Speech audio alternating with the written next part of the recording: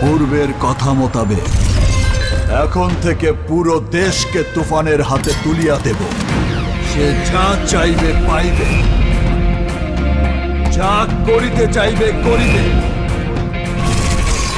তাহাকে কোনো কিছুতেই বাধা দেয়ার এখতিয়ার কেউ রাখিতে পারিবে না।